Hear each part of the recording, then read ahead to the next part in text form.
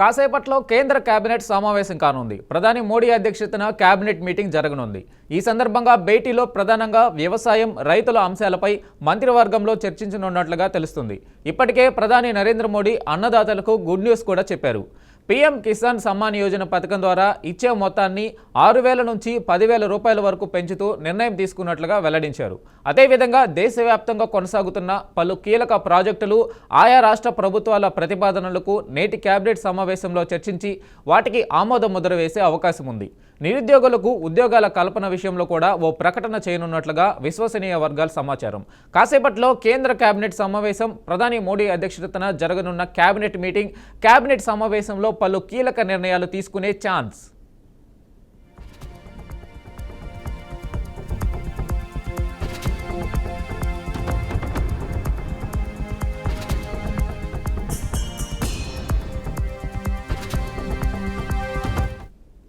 కాసేపట్లో కేంద్ర కేబినెట్ సమావేశం కానుంది. ప్రధాని మోడీ అధ్యక్షతన కేబినెట్ మీటింగ్ జరగనుంది.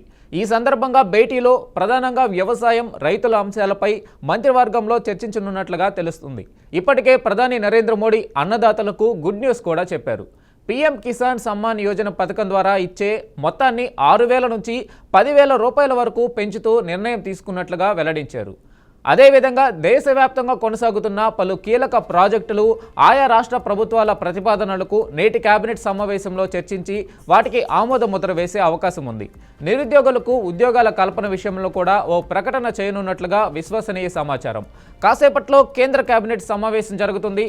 ప్రధాని మోడీ అధ్యక్షతన జరగనున్న కేబినెట్ మీటింగ్, కేబినెట్ సమావేశంలో పలు కీలక నిర్ణయాలు తీసుకునే ఛాన్స్ కనిపిస్తుంది.